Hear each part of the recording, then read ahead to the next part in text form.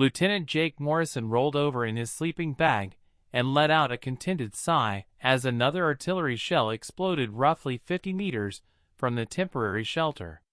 The ground shook, debris rattled against the makeshift walls, and somewhere in the distance, a plasma cannon discharged with a sound like thunder being tortured. Around him, his alien squadmates were in various states of panic. "How is he still asleep?"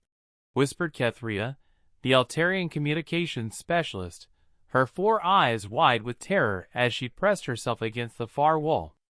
"The Vorthan death screamers have been active for the past 3 hours. Sergeant Vexenale, a battle-hardened Krillian whose carapace bore scars from a dozen campaigns, stared at the sleeping human in bewilderment. "I've fought in 17 major conflicts across 12 star systems," he chittered nervously, "and I've never encountered anything as terrifying as a Vorthan war zone."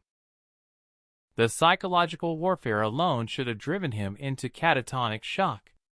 Another explosion, this one close enough to shower their shelter with pulverized concrete. Jake merely shifted slightly, pulling his blanket higher. If anything, he seemed more relaxed. "Perhaps he's entered some kind of defensive trance?" suggested Dr. Zelmar, the expedition's xenobiologist, her tentacles curled tight with anxiety. Some Deathworld species develop shutdown mechanisms when faced with overwhelming threats. Defensive trance? Vexenale's mandibles clicked with disbelief. Look at his biometrics. The portable scanner showed Jake's vital signs, heart rate steady at 60 beats per minute, breathing deep and regular, brainwaves indicating REM sleep. Every measurement suggested a being in perfect, peaceful rest.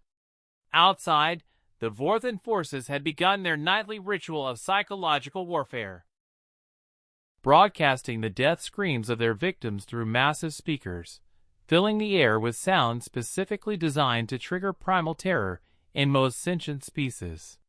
The other squad members instinctively covered their auditory organs.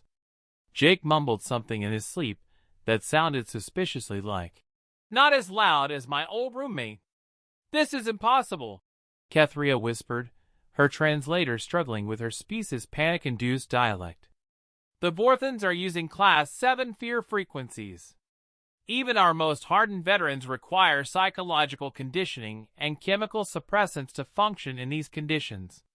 Dr. Zelmar consulted her data pad with trembling appendages. "According to my research on human psychology, his homeworld experiences should have made him more susceptible to trauma, not less. Earth is classified as a Class 12 death world with multiple apex predators, natural disasters, and think about it. He evolved in an environment where everything was trying to kill him. Constant natural disasters, predators that hunt in the dark, weather patterns that could kill in minutes. For him, this isn't unusual, it's Tuesday." As if summoned by their conversation, Jake's eyes opened slowly. He yawned, stretched, and sat up with the casual ease of someone waking from a refreshing nap. "Morning already?" he asked, glancing at his chronometer. "Oh, it's only been 4 hours. Why's everyone look so?" A particularly loud explosion cut him off, followed by what sounded like a mechanical banshee having an existential crisis. "Oh, that." Jake nodded understandingly. "Yeah, I grew up near an airport and a construction site.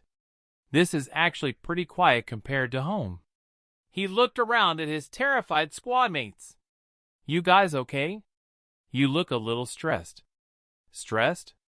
Kethria's voice cracked. "The Vorthans have been conducting intensive psychological warfare for hours."